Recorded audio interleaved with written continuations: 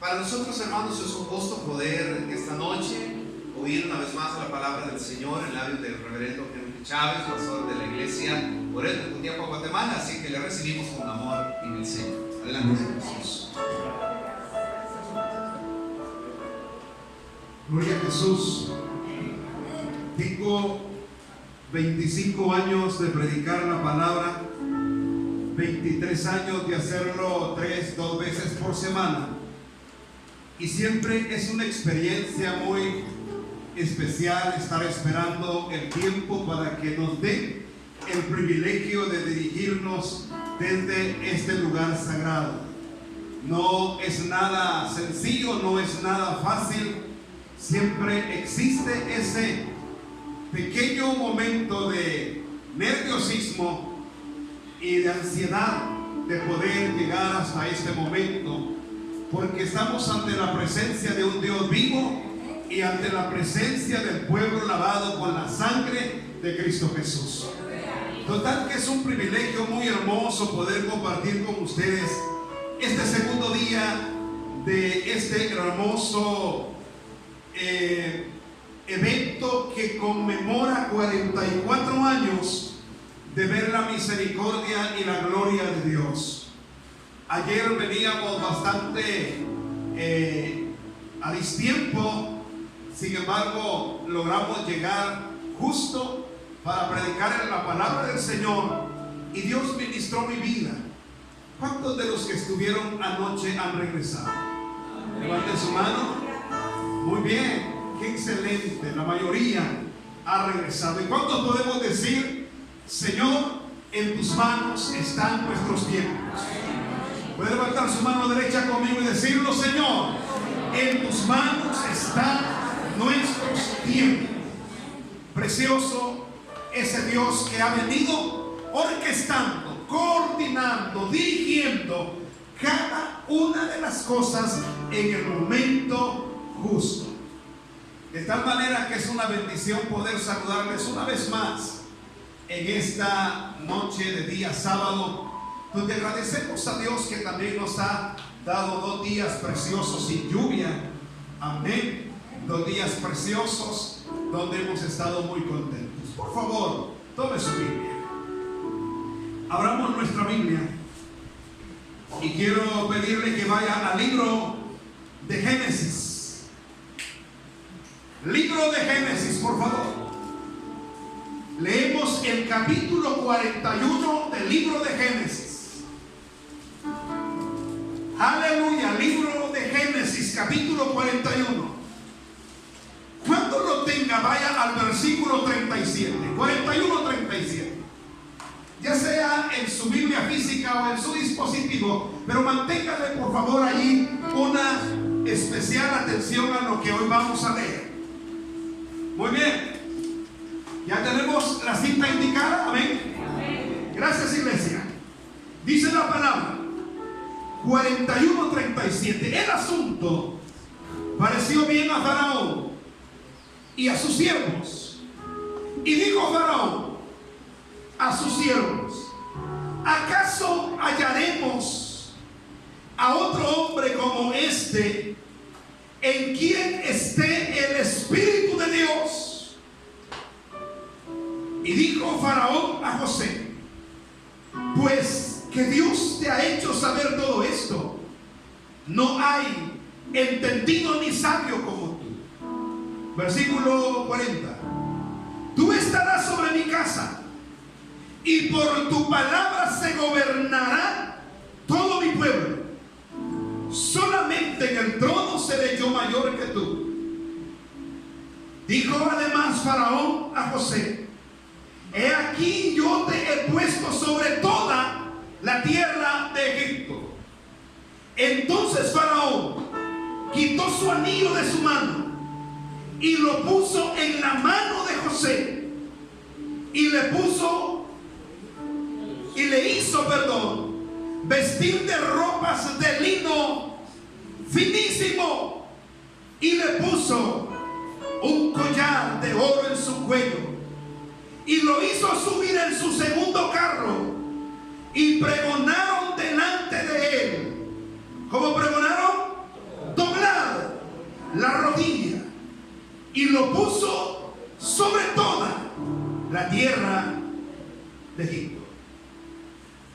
Oramos. Dios poderoso, grande y lindo, háblanos, Señor, a tu corazón. En tus manos están nuestros tiempos. Anoche, Señor, tú nos decías a través de tu palabra y a través de una hermosa historia que siempre habrán tiempos difíciles, tiempos de hambre, pero que tarde o temprano tú visitarás a tu pueblo.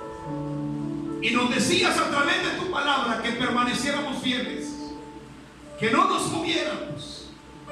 Ahora, Señor, ayúdanos a entender cómo los procesos, antes de que llegue, Señor, esa victoria que tanto anhelamos, van caminando, Señor, van cambiando, pero tú siempre estás allí. Eso, Señor, es lo que queremos entender.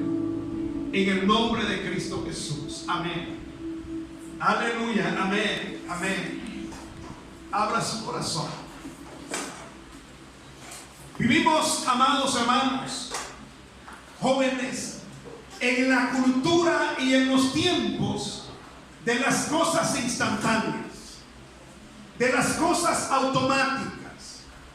Muchos de los que estamos aquí todavía vivimos en el tiempo de la manufacturación artesanal, donde las cosas llevaban un tiempo, donde las cosas llevaban un proceso. Ahora la tecnología y todas las cosas que viven los jóvenes, las generaciones de hoy, les hacen vivir en un tiempo de cosas rápidas, de cosas automáticas, de cosas que están casi en el momento en que las necesitan.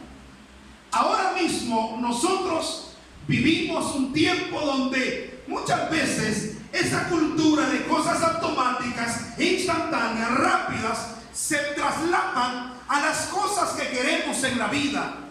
Y hoy día muy poca gente le encanta o le agrada la idea de vivir procesos, de vivir tiempos, de vivir historias.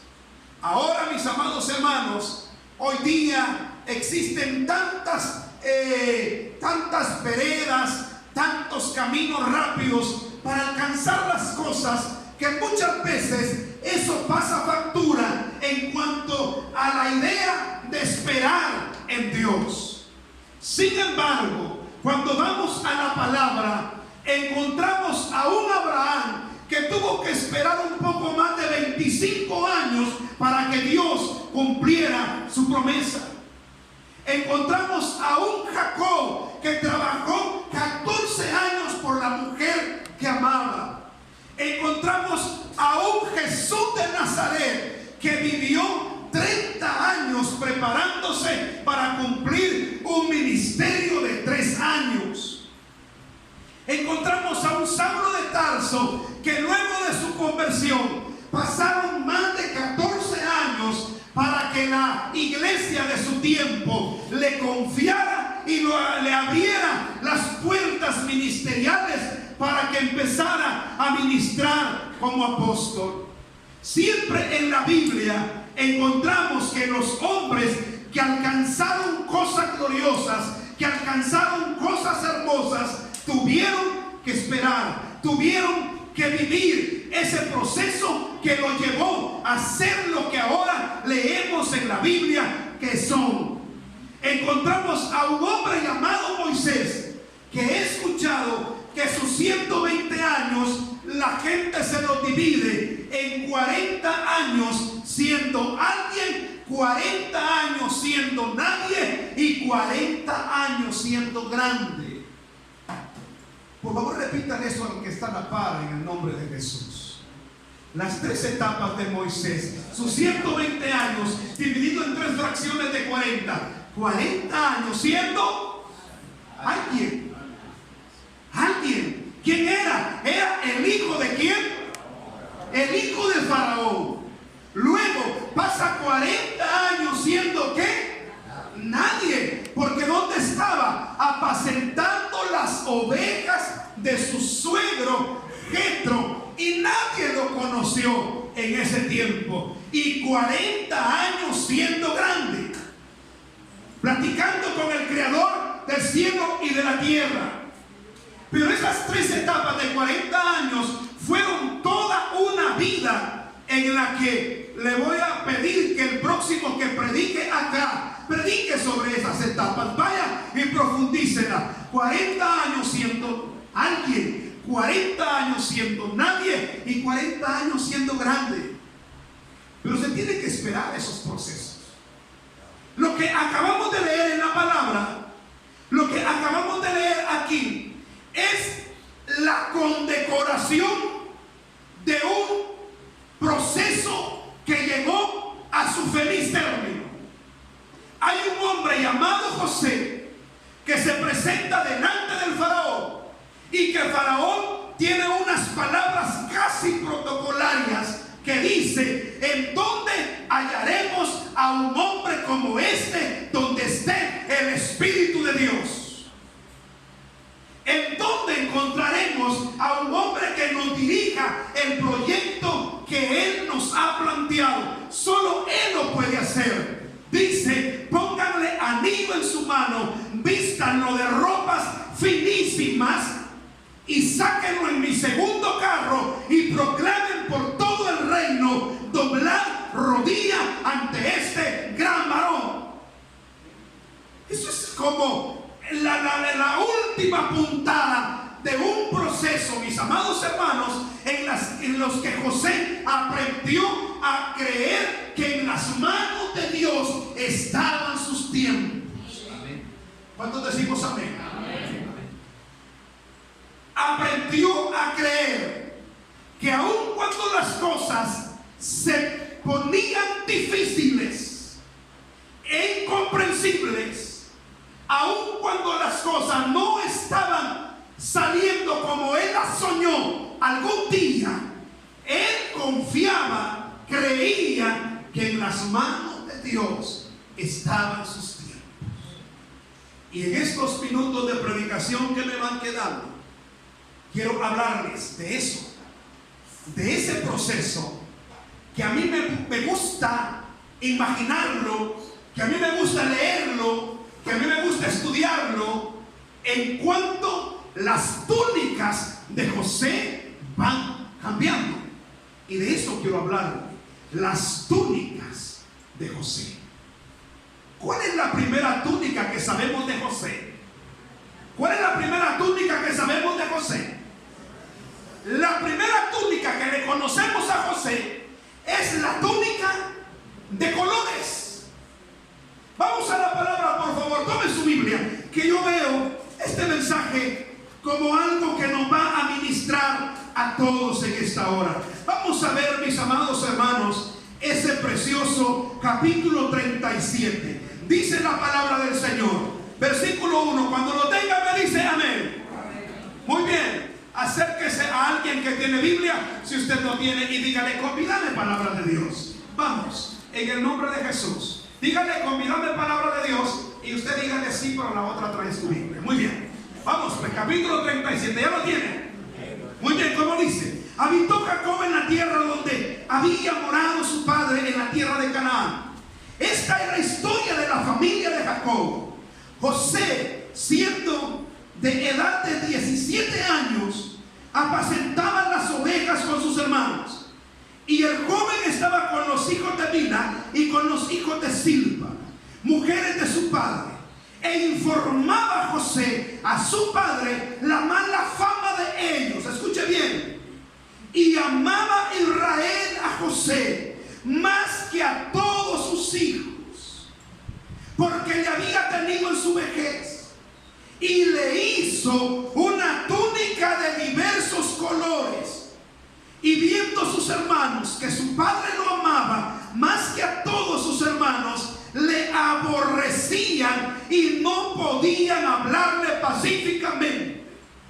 Muy bien, cuando yo pienso en este texto que acabamos de leer, encuentro la historia trágica de un joven que quiere ser alguien en la vida. ¿Por qué trágica? ¿Por qué no hermosa? ¿Por qué no bonita? A veces leo en las redes sociales algo que que dice más o menos así: los hermanos de José anhelaban tener la túnica de colores, pero cuando se la quitaron, a ninguno le quedó, porque era de José. Y luego cierra ese pensamiento con esta cuestión. Dice: porque lo que Dios diseñó para ti es solo para ti. Pero aunque usted me acaba de decir amén, y con todo el respeto que Iglesia Boquín merece, especialmente a sus pastores, eso es para mí un tanto alejado de la realidad bíblica. Sí, porque he predicado y he enseñado esto. Un día pensaba que lo peor que le pudo haber pasado a José, lo peor que le pudo haber sucedido a sus 17 años, fue esa famosa y desdichada túnica de colores. ¿Por qué razón?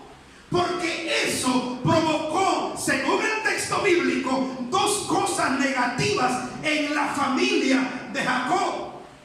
Número uno, le provocó a los hermanos de José celos enfermizos que lo llevaron hasta las consecuencias que ya conocemos. Y número dos, le provocó a José un sentir de pertenencia peligroso. ¿Por qué? Porque José se convirtió en una persona que se creyó el preferido de Jacob.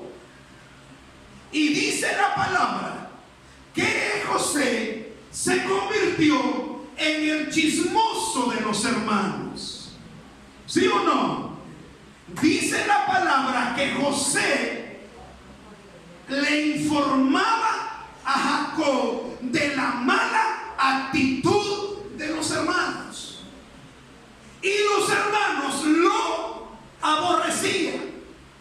Y José se sentía protegido. ¿Está conmigo? Y José se sentía protegido, se sentía único, se sentía especial, se sentía la persona con inmunidad. Algo así como el hijo de Nayib Bukele, algo así. ¿Está conmigo? Algo así. Era el hombre intocable. Era el hombre que no tenía ninguna preocupación en la vida. Pero hay algo más. Esa túnica de colores, esa túnica de colores era un artefacto, era un accesorio que despertó en el corazón de sus hijos, de los hijos de Jacob, una especie de herida que a lo mejor iba empezando a sanar. ¿Recuerda usted que Jacob tuvo hijos de diversas mujeres? Pero ¿sabe usted que el apego, la preferencia de Jacob por José y por Benjamín era producto, número uno, que eran hijos de ¿quién? De Raquel. Eran hijos de Raquel. Y los había tenido en su vejez. Y tenemos que retroceder hacia la historia de Raquel y de la hermana que se llamaba Lea, la cual se convirtió en la esposa legítima de Jacob, pero la mujer que Jacob nunca quiso. Y cuando Jacob en su vejez comete el error de darle esa túnica a este joven de 17 años llamado José, viene como que a revivir un resentimiento que había estado permanentemente dentro de sus hijos. ¿Por qué? Porque los hijos de Lea, los hijos de aquellas otras mujeres, estaban convencidos de que Jacob nunca había amado a quienes habían sido sus progenitoras y que ahora sí amaba a aquellos que habían sido hijos de la mujer de quien él sí amaba. Y ese fue un problema. Y esa fue una tristeza y una tragedia. Aquella investidura con esa túnica de colores no fue lo mejor que Jacob pudo haber hecho para José. Y se lo voy a comprobar con la Biblia. Dios tenía planes para José. ¿Cuántos decimos amén? Amén. Dios tenía planes para José. Pero los planes de Dios empezaron a gestarse, empezaron a desarrollarse cuando José fue despojado de aquella túnica de colores. Aquella túnica de colores que la historia dice que los hermanos la arrancaron de su cuerpo y que la mandaron ensangrentada hacia Jacob y le fueron a decir: tu hijo ha muerto. A partir de que esa túnica de colores es quitada, es cuando los propósitos de Dios empiezan a caminar. Esa túnica de colores tuvo que ser arrancada. Usted se preguntará por qué Dios no intervino cuando José fue metido en la fosa para ser vendido. ¿Por qué Dios no intervino para que no fuese vendido? ¿Por qué? Porque aquí voy con la primera lección. Cuando Dios quiere trabajar nuestros tiempos, hay algo que nos debe de despojar, hay algo que nos debe de arrancar, hay algo que nos debe de quitar. ¿Por qué? Porque mientras no nos lo quite, no se va a desarrollar nuestro carácter de fe. ¿Qué he aprendido yo en la vida? Algunas veces Dios te da, algunas veces Dios te quita. Algunas veces Dios nos reviste, algunas veces Dios nos desnuda, pero no te preocupes, en las manos del alfarero las cosas van caminando bien. ¿Cuántos se atreven a decir esta hora: Señor, gracias por todo lo que me has dado y gracias por todo lo que me has quitado? Puede decirlo conmigo: gracias por todo lo que me has dado y gracias por todo lo que me has quitado. La túnica de José era un símbolo de ¿qué? De paternidad humana. José se sentía protegido por su padre a través de aquella túnica. La túnica de José era su seguridad humana. La túnica de José era su ancla humana. Era como que andaba por todo aquel día diciendo: aquí tengo una túnica que me protege, es mi inmunidad. Ay, iglesia, cuánto duele cuando Dios nos quita las túnicas. Cuánto duele cuando Dios nos quita las túnicas. Pastoreamos un tiempo muy difícil con la pastora Yesenia en un lugar donde no solo teníamos que comprar absolutamente todo y la iglesia no proveía lo suficiente. Algunas veces yo literalmente en el altar le dije: Señor, la economía que tengo no me alcanza, ¿qué hago, Señor? Vamos a tener que dedicarnos a medio tiempo al ministerio y buscar formas de agenciarnos de recursos porque está difícil la situación. Yo recuerdo que en ese tiempo que estaba orando, de repente una noche de día jueves aparece un matrimonio.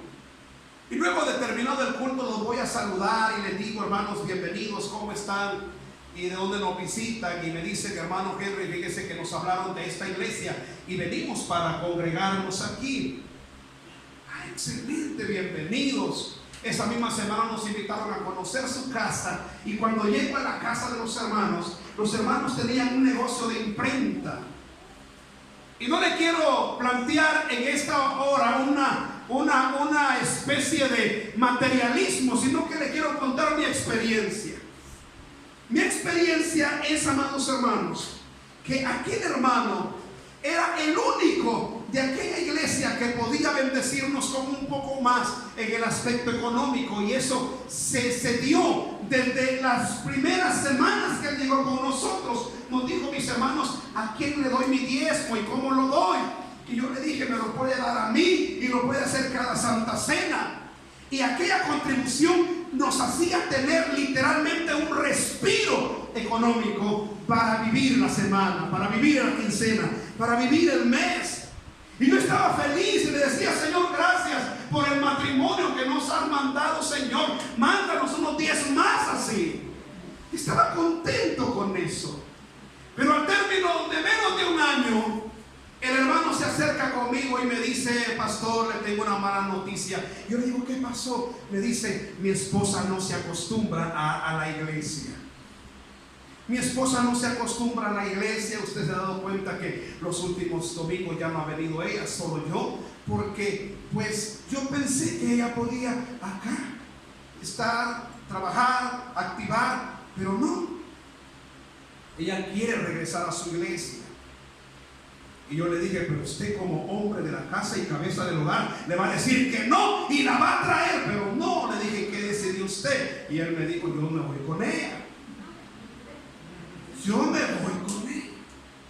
Así que esa hora le dije: hermano, pues ni modo, usted decide, es su matrimonio. Me dice: pero a mí me da mucha pena porque yo ya estaba contento aquí, pero me tengo que ir con ella. Yo le dije: no se preocupe, Dios sabe.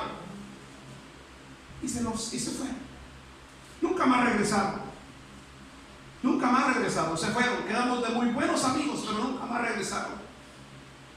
El asunto, amados hermanos, que después de vivir unos meses bendecidos, nuevamente quedábamos en la misma condición, porque Dios quiso quitarnos esa túnica. Yo quiero que entienda esto. A veces los tiempos de Dios son incomprensibles.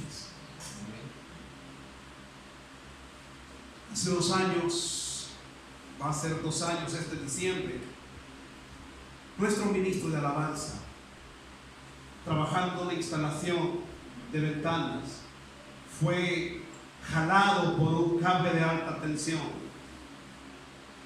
28 años, 2 niños pequeños, un matrimonio de no más de 8 años. Y estábamos el mismo día que moría nuestro superintendente nacional. Ese día muere nuestro ministro de alabanza trágicamente. Salió a trabajar 7 de la mañana, 10 de la mañana. Recibo la llamada del papá. Me dice: mi hijo lo he perdido, murió. Ese día en la iglesia, yo le aseguro que no quedó ni un solo miembro de la iglesia que no llorara esa mañana. Fue nuestra mañana triste ese año. Toda fiesta de fin de año, todo. Le digo que el mismo pueblo no cristiano canceló fiestas de fin de año ese año por la muerte del ministro de alabanza. Pero lo que le quiero contar ahora es esto. En la noche, cuando ya tienen el féretro y todo ahí, llego y está la esposa de él ahí sentada. Y yo soy el pastor de aquel matrimonio, y yo soy el pastor de aquella familia, y se me queda viendo con sus ojos llorosos y me dice: pastor, ¿cómo me explica eso? ¿Cómo me explica eso? De estas experiencias yo le puedo contar muchas más. A mí Dios me ha quitado túnicas. ¿Por qué? Porque los planes de Dios nunca se van a empezar a cumplir a menos que nos despojemos de lo que dijo Pablo. Y para que la gloria de las revelaciones que he tenido no me hagan creer un superhombre y no me hagan confiar en las cuestiones humanas, y para que toda la gloria sea para Dios, me ha dejado un aguijón que me martiriza todo el tiempo. A veces, amados hermanos, estamos enamorados de la túnica, protegidos con la túnica. ¿Qué sé yo? Tu túnica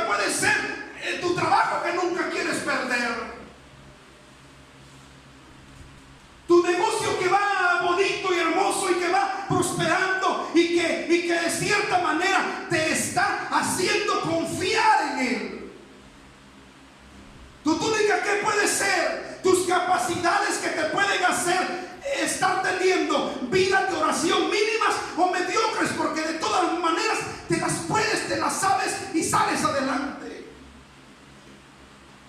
¿Qué pasa cuando tu túnica es quitada? El siempre y nunca, jamás olvidado reverendo Roberto Brenes es una de las primeras personas que enferma de COVID en Ecuador, cuando el virus empieza todavía.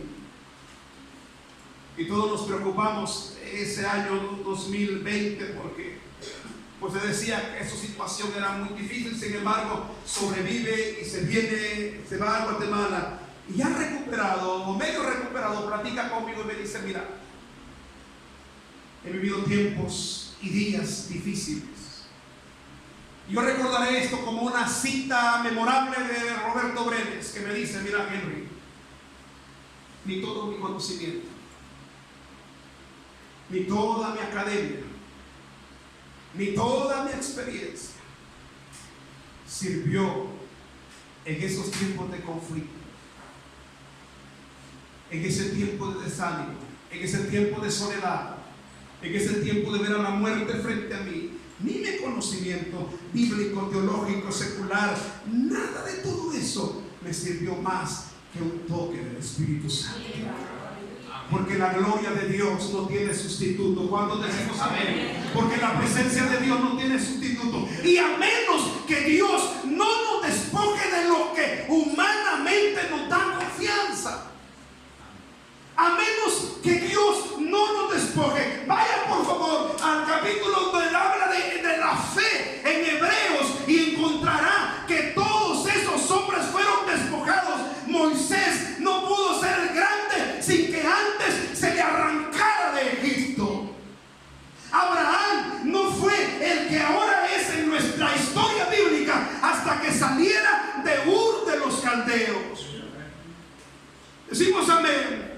El apóstol Pablo no es el hombre que ahora conocemos hasta que fue despojado de su título honorífico, Saulo de Tarso. Saulo de Tarso. Después dice Pablo, siervo de Jesucristo. José es el hombre que lo vemos al parecer desamparado. Dios no interviene cuando los hermanos están pensando matarle. Dios no interviene cuando le arrancan la túnica y la hacen pedazos, cuando la ensangrentan con la sangre de un animal.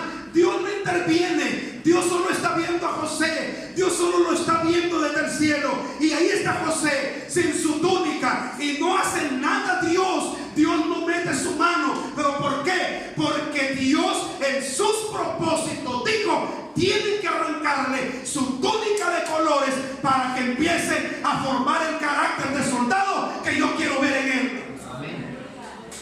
¿Qué has perdido últimamente? ¿Qué has perdido últimamente? No sé si acá, pero en la iglesia, muchos negocios de los hermanos todavía no son los mismos del tiempo antes de la pandemia. He visto gente en mi casa pastoral que ha llegado llorando porque esa mañana los llamó el jefe de recursos humanos para decirles: ya no podemos seguir teniendo una relación laboral. Este es su último día de trabajo. He visto gente que ha perdido seres amados, como el testimonio que ahora le contaba. He visto gente hacer eso. He visto que entendemos por qué Dios nos quita aquello de lo cual estamos. Muchas veces está diciendo: esto es el regalo de Dios para mi vida. Yo no sé si Dios te ha quitado algo que amabas. Y quiero decir esto con temor y temblor. O no sé si más adelante en tu vida Dios decidirá quitarte algo. Pero nunca olvides este mensaje. su amor sigue allí. Amén. Su gracia sigue allí. Su presencia sigue allí.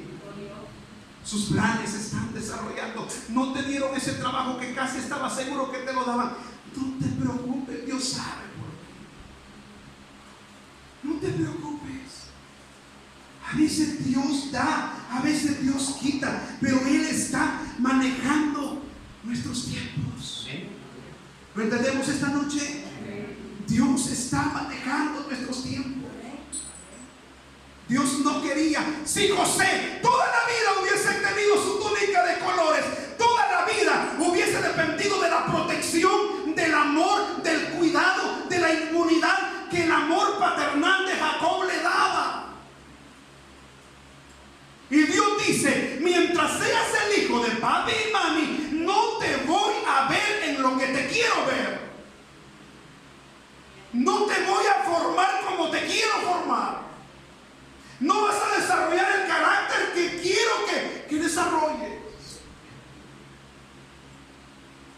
Solo le digo que cuando yo dejé de llorar por aquel hermano tan generoso y bendecido que nos ayudaba, cuando yo dejé de estar triste, yo le empecé a decir al Señor: Señor, ¿y ahora qué? Y es entonces cuando Dios me dice: el que te llamó soy yo, el que te trajo a este lugar soy yo, el que te va a sostener soy yo, el que te va a proveer soy yo, el que te va a dar soy yo. No llores por la túnica que te he quitado. No llores por eso. Esta esposa que ha quedado viuda y que está saliendo adelante, yo sé y lo he pensado y se lo he dicho, aún Dios no la ha bendecido por lo que le ha quitado. Dios habrá de bendecirle. Dios habrá de bendecirle. ¿Sabe algo? Que cuando yo voy al lugar donde mi muchacho, el ministro de alabanza de mi iglesia, está inerte de pueblo, es increíble cómo encuentro a un padre que ha estado todo el día tratando de asimilar qué pasó ese día, pero que está allí sentado en un bloque de cemento con sus manos en alto diciéndole: Señor, solo ayúdanos, Señor, te amamos, Señor, te bendecimos, Señor, te exaltamos, Señor, tú eres Dios. Y eso es hermoso, eso es bello. Yo no sé lo que sintió José cuando le quitaron su túnica. En ese momento era incomprensible. En ese momento José no lo entendía, pero Dios estaba trabajando sus tiempos. Amén. Número 2. Dice la palabra del Señor, mis amados hermanos. ¿Está conmigo? Vamos a ir a la Biblia. Y dice la palabra en el 39:1. Vaya conmigo. Llevado pues José a Egipto, Potifar, oficial de Faraón, capitán de la guardia, varón egipcio, que dice, lo compró de los ismaelitas que lo habían llevado allá. La Biblia, óigame bien, la Biblia no lo dice, mis amados hermanos.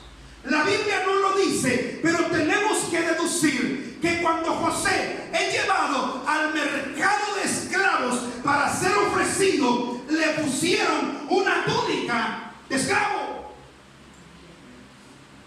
Le pusieron una túnica de esclavo. Así que la segunda túnica que José tiene es la túnica ¿de qué? De esclavo.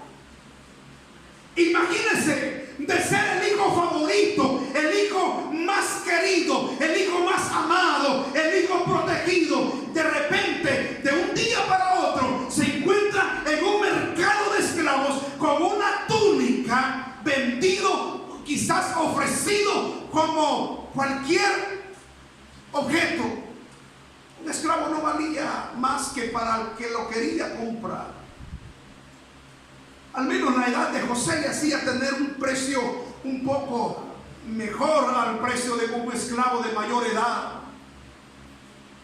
Usted sabe que a los esclavos que los quería comprar en la antigüedad les hacía un examen allí de de ver el estado de salud.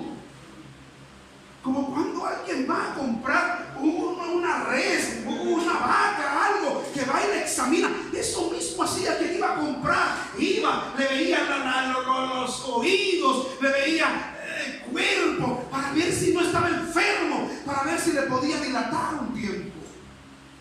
Y estaba José. ¿Con su qué? Ahora, ¿por qué Dios? Porque yo quiero que usted vaya hilvanando rápidamente. Ya voy a la mitad del mensaje, no se preocupe. Vaya hilvanando, vaya viendo cómo Dios va manejando los hilos. Cómo Dios va manejando los hilos de la vida. ¿Por qué Dios permite que de la túnica de colores que a Dios no le servía?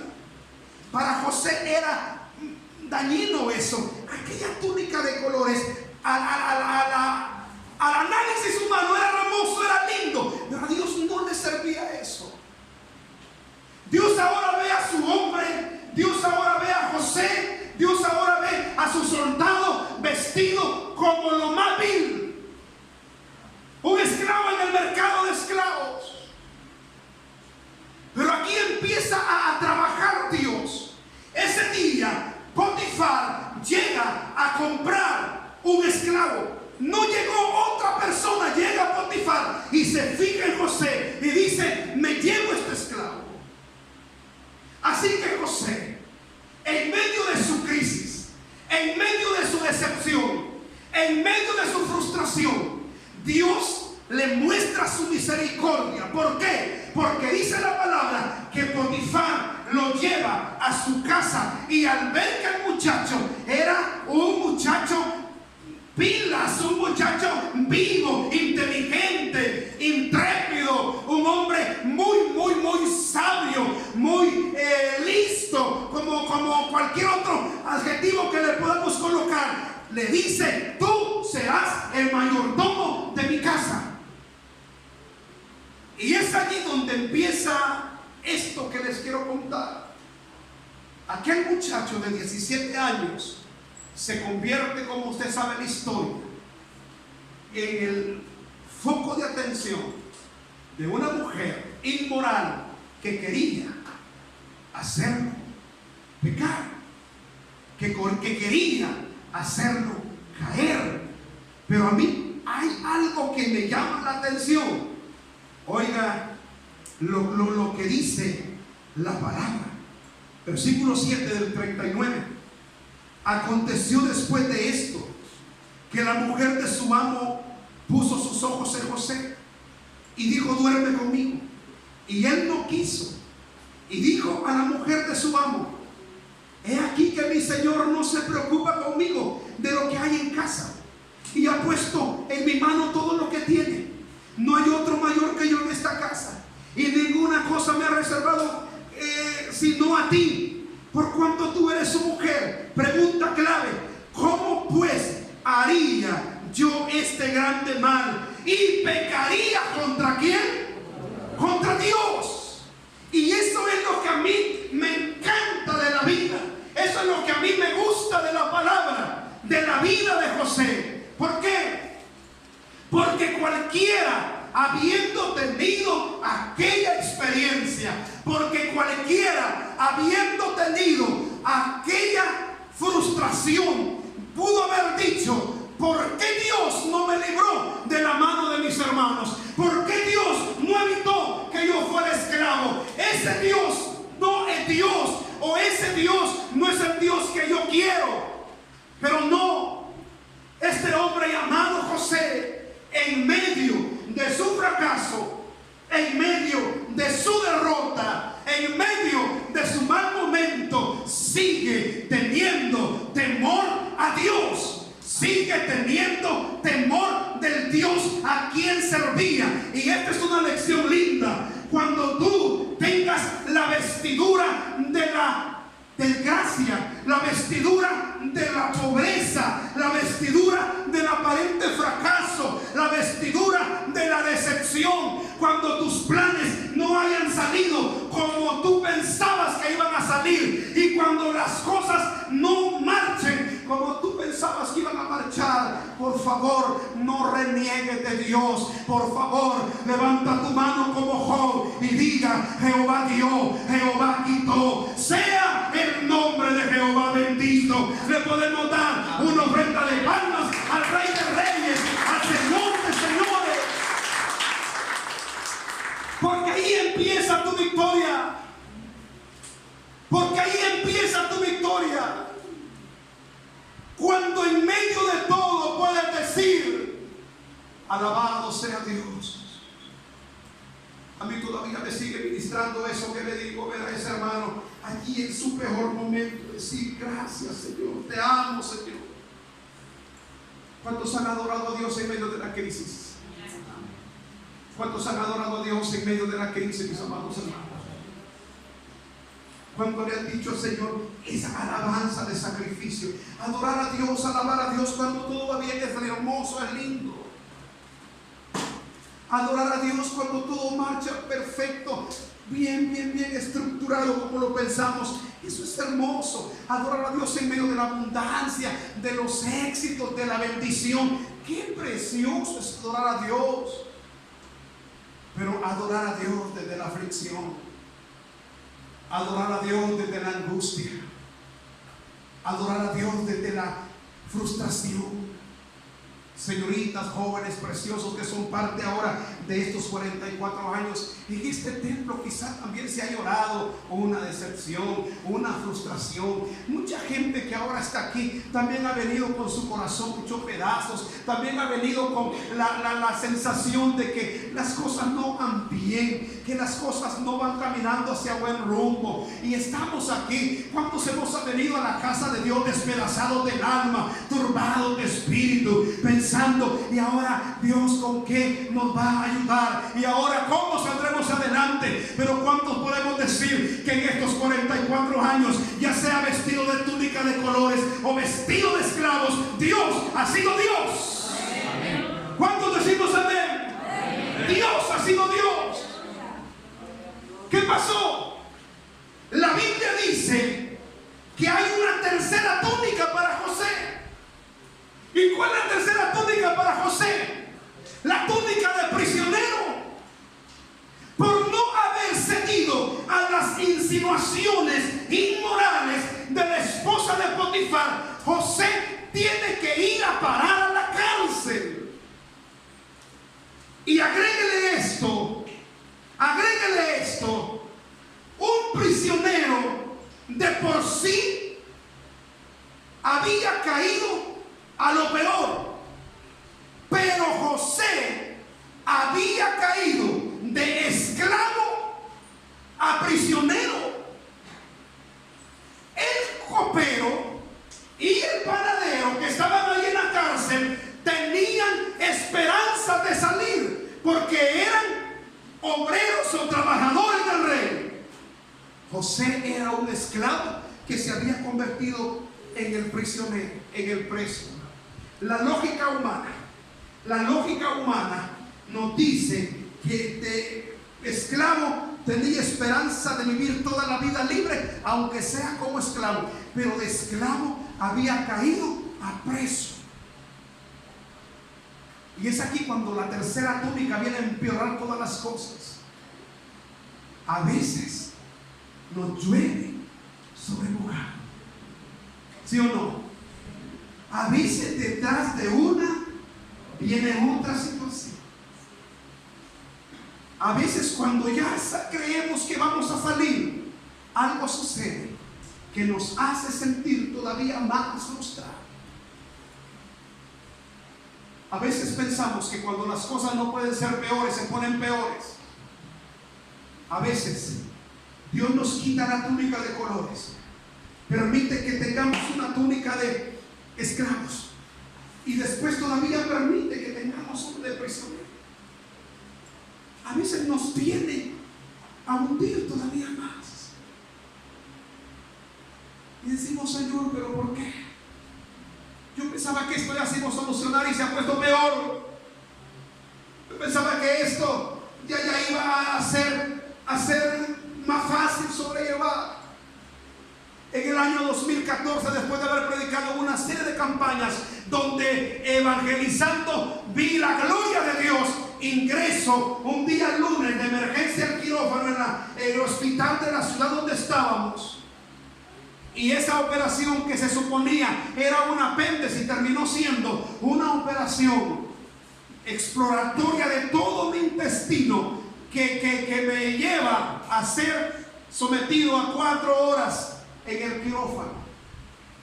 Y cuando salgo del hospital, en esa ocasión, yo salí contento y dije, al menos las cosas ya pasaron, ya estuvo, ya salvé la operación. Y los amigos que me llegan a ver me decían, adiós, gracias, ya saliste. Y no me imaginaba yo que solo empezaban 2 meses de gravedad que me llevaron a uno de los hospitales más grandes de la ciudad de Guatemala a morirme, a entrar con un cuadro sospechoso de SIDA, del VIH.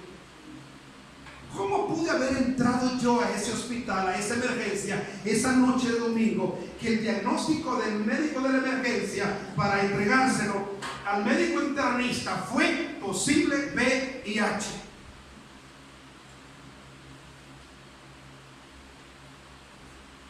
Y aprendí algo en esa experiencia. Cuando las cosas se ponen peor, es porque Dios está a punto de dar la victoria. Amén. ¿Cuánto podemos decir amén?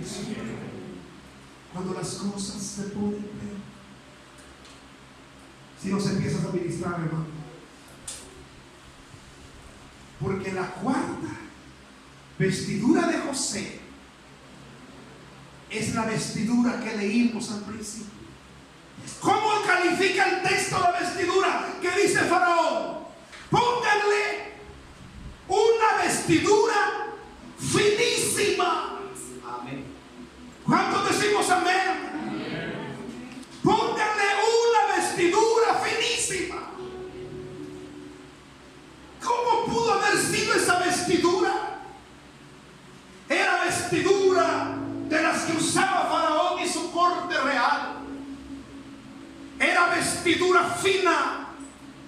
Era vestidura del palacio de funcionarios. Y ahora estaba José allí con el anillo del rey, con su vestidura fina, subido en un carro. Y un pregonero decía: doblar rodilla ante este hombre. Y por las calles de aquel lugar José fue paseado. Y cualquiera podía decir: qué suerte la de ese. Solo José sabía que antes de esa vestidura finísima tuvo 3 vestiduras. Una de colores que Dios no la quiso en él para siempre, una de esclavo y una de prisionero. Y me gusta esto. Aquí termino. Cuando llega el momento de tu vestidura número 4, cuando llega el momento de tu vestidura finísima, nunca te olvides el propósito de Dios. Y eso es lo que me encanta de José. Porque cuando sus hermanos están allí, temblando y llorando del miedo que aquel que dieron por muerto ahora es el gobernador de Egipto, les dice: Rubén, Judá, Simeón, Leví, Isaacar, no tengan miedo, porque es Dios quien ha trabajado todo eso. Y me gusta esto, porque lo que ustedes pensaron para mal, Dios lo ha convertido para bien. Denle un aplauso a Jehová.